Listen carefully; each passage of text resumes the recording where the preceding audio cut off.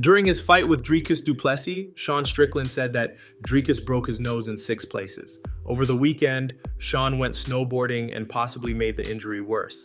He posted a video on his Instagram with the caption, "Nice face plant with a broken nose, LOL." My nose healed. Where are we? What are we doing? Fuck you. Oh, fuck you. After Jared Cannonier's TKO win over RoboCop last night, some fans started speculating that Paul Felder wasn't happy with the result. A few even went as far as to accuse him of betting on RoboCop. Felder didn't waste any time addressing the rumors. He fired back after the event, setting the record straight. He said, "To everyone saying I was mad when Jared won his main event, you are so wrong. I have been one of his biggest fans. I have thrown my pen down after big finishes probably 100 times. I also don't bet. Morons. I literally said, that's all she wrote." This user replied, "Paul, we love you, but you are very biased in the mic. It's constructive criticism." Felder responded, "Hey Mike, that makes no sense, just some feedback." Kamaru Usman and Henry Cejudo recently debated who would win in a fight between the two. Henry argued that he would have the edge in wrestling due to his status as an Olympic gold medalist, and while Kamaru agreed, he confidently stated that he would beat Henry's ass in an MMA fight. Editor's note, maybe they should go to the Grandpa Fighting League and find out. Casual Kamaru. Yeah, Henry. Question from a casual this week. Listen, Henry. Hey. Listen, the fans want to know, if we were the same weight, Henry, same size, who would win in a fight or in a wrestling match? Huh? So who's instigating this? I want to hear your side, because I want to hear your side. I mean, I got a gold medal, Kamaru, and I got 2 belts, what that mean? Kamaru. I got a medal too. So I got an NCAA medal in my house. I got you. What? Listen, I got you. Fighting, I got 2 categories. You never went up and fought for that second bout. And I did it, Kamaru. I'm gonna have to say the Triple C all the way, no contest. What? You don't okay. Wrestling, freestyle, you got me. Collegiate. You think you could get me collegiate? Oh, 100%, dude. That's Henry, all I you do couldn't now. ride. What? No, I've learned how to ride it. I know how to ride now pretty good. Bruh, Henry, I'm just going to be honest. In a fight, I'm beating your ass.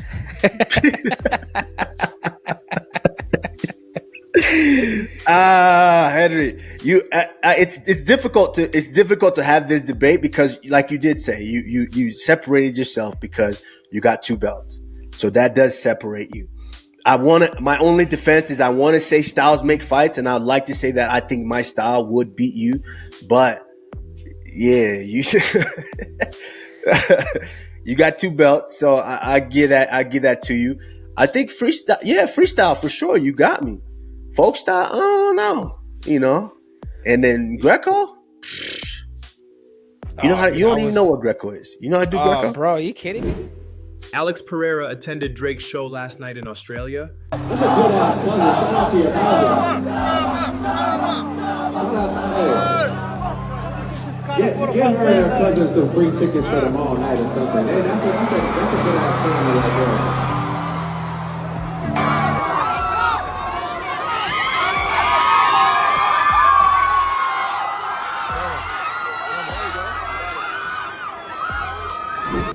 Alexander Volkanovski shared footage of a sparring session with Aljamain Sterling in Thailand.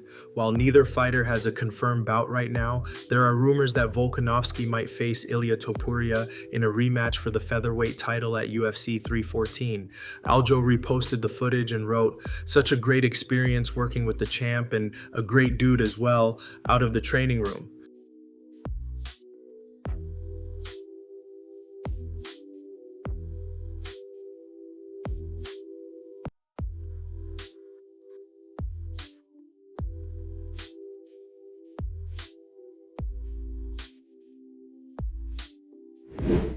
At UFC Vegas 102 last night, Jared Cannonier secured a TKO victory over RoboCop in the 4th round. Even though he recently turned 40, Jared made it clear that retirement is not on his mind. Ranked 7th in the middleweight division, he's eager to face another ranked opponent as he pushes toward another shot at the middleweight title. A lot better than 2024, starting off with losses and losses on top of losses. So it feels good, man. It was a hard-fought victory, especially in that first round, but yeah, it felt good to get back in there, get some wind behind in my cells, unwind them, you know all that stuff. I feel good. It's the name of the game. I ain't gonna stop just because I hit the big 4-0. So I got plenty of miles left on in this engine, plenty of tread left on the tires. It's always satisfying to go in there and put yourself to the test, and I came out on the better end of this one. I was able to employ some skills that I've been working on, and it felt really good to do so, and learn some more skills that I need to work on more. So back to the drawing board. Oh, he was definitely challenging, big, imposing guy.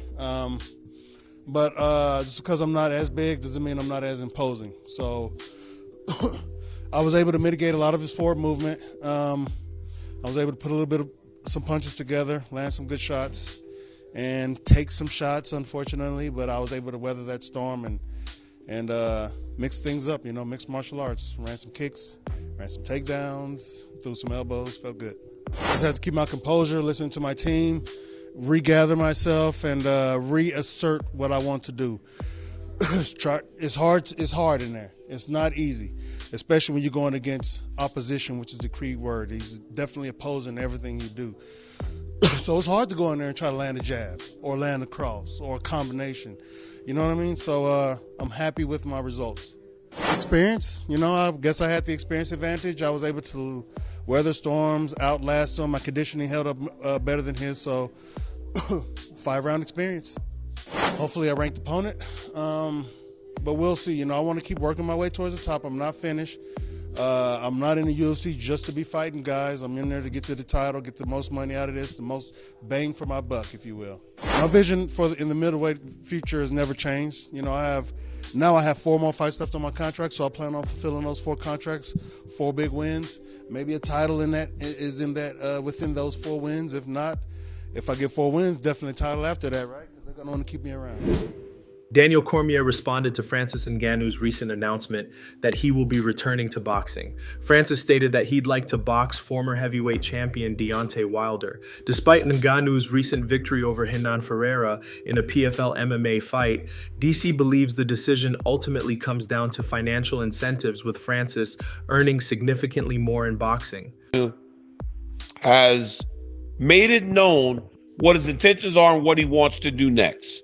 And I don't know if I should say not surprising, because he seemed happy when he was back in MMA, but he's going back to boxing. He said, I will do boxing next. I want to. I'm not done with boxing. It's not that MMA is easy. It's a sport that I understand better, I have more experience in, but I say I want to go for boxing. You know what this statement tells me, guys? There's just way more money in boxing. The numbers we heard about Big Frank when he fought against Tyson Fury was crazy. Then he fights Anthony Joshua. Guys, there are guys that go through fighting their entire life boxing, hoping to get one of those fights. Big Frank got him back to back. Now, we saw what happened in the Joshua fight. Now we'll get into that a little bit later as to why I disagree with it. But Big Frank says he wants to do boxing. Tells me there's just far more money, especially when every time he boxes, he fights in Saudi Arabia. Guys, you saw what just happened with Jake Paul and Canelo Alvarez. Jake Paul seriously thought he had Canelo. Then Sheik Turkey signed Canelo to a deal with the Saudi fund. I don't know what it's called, but it's the boxing authority, right? The money is so vast there. The opportunities to make big, life-changing money is so big that they can get a guy like Canelo to change course. Imagine the difference between what Francis is making in MMA and what Francis is making in boxing. But even with that, Rampage Jackson uploaded footage of himself sparring Bobby Green. He posted this to his Instagram. He wrote, "Bobby Green moves fast as fuck. I think I could have bodied him if I was in his weight class." Here's what he's doing. Let Rampage work. Let him cook. He's cooking ramen right now. Let him slow cook. Did you say ramen? It's because I got Asian kids. It look more like pulled pork. Pulled pork. Stylist said you look like pulled pork. Hey, Asia with the stylist. Let's get the workout in.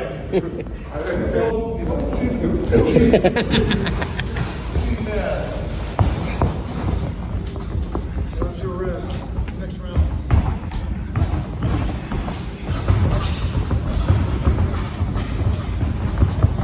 Oh, goddamn, you fast. Your body weight. Hey, I weigh 100 pounds. I weigh 100 pounds more than this motherfucker.